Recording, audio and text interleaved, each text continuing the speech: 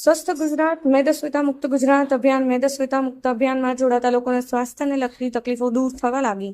યોગ કરવાથી બીપી અને ડાયાબિટીસ સહિતની બીમારી નોર્મલ થઈ ગઈ। શ્રી કનુભાઈ પટેલ। ગુજરાતમાં સ્વસ્થ ગુજરાત મેદસ્વીતા મુક્ત ગુજરાત અભિયાન હાથ ધરવામાં આવ્યું છે। રાજ્યના લોકો તંદુરસ્ત જીવન જીવે અને તેમના માટે યોગ તરફ લોકો વધુ આકર્ષાય તે માટેનો પ્રયાસ કરવામાં આવી રહ્યો છે। રાજ્ય યોગ બોર્ડ દ્વારા મેદસ્વીતા મુક્ત ગુજરાતને લઈને રાજ્યભરની અંદર અલગ અલગ કાર્યક્રમ યોજવામાં આવી રહ્યા છે। લોકો સ્વાસ્થ્ય પ્રત્યે સજાગ બની યોગ અપનાવી રહ્યા છે। યોગથી તેમના જીવનમાં બદલાવ આવ્યો છે ને લોકોને યોગને દૈનિક જીવનમાં અપનાવવા પ્રેરણા પૂરી પાડી રહ્યા છે। આવા જ એક યોગ પ્રેમી પાટણના કનુભાઈ નારણદાસ પટેલ સ્વસ્થ ગુજરાત મેદસ્વીતા મુક્ત ગુજરાત અભિયાનમાં સહભાગી પોતાના અનુભવને આધારે લોકોને યોગ અપનાવવા પ્રેરણા આપી રહ્યા છે।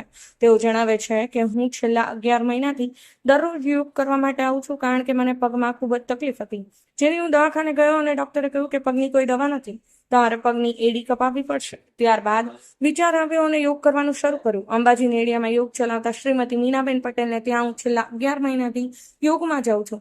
બીપી ડાયાબિટીસ સહિતની જે બીમારી હતી તે બધું જ નોર્મલ થઈ ગયું ને પગમાં જે તકલીફ હતી તે દૂર થઈ ગઈ। હવે ચાલી પણ શકાય છે, એટલે હું લોકોને દરરોજ યોગ કરવા માટે અપીલ કરું છું। Bureau report, Patan news 24। મારું નામ પટેલ કનુભાઈ નારણદાસ છે અને યોગમાં લગભગ 11 મહિનાથી રેગ્યુલર યોગમાં આવું છું અને બધાને દરેકને યોગ કરવો એ ખૂબ જરૂરી છે। આ સમયમાં ખાવાનું બીજું ત્રીજું બધો પ્રોબ્લેમ થતા હોય છે। હવે હું મારી જ વાત કરું તો હું પહેલાં દવાખાને ગયો એ ડૉક્ટરે કહ્યું મને કે ભાઈ તમારે પગની એડી કપાવવી પડશે, કે એની કોઈ દવા નથી। પછી મેં વિચાર્યું, એટલે કે મારા સંબંધી જ હતા તો એ મને એવું કીધું। પછી અમે યોગ મેં ચાલુ કર્યો। આ યોગમાં અમારે મીનાબેન પટેલનો અંબાજી નડિયામાંથી યોગ ચલાવે છે, એમાં રેગ્યુલર હું યોગમાં જાઉં છું અને 11 મહિનાથી હું રેગ્યુલર જાઉં છું।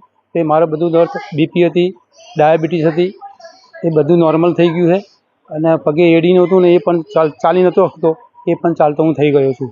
એટલે હું દરેકને એ વિનંતી કરું છું કે યોગ રેગ્યુલર કરો, યોગ કરવાથી ઘણો ફાયદો થાય છે।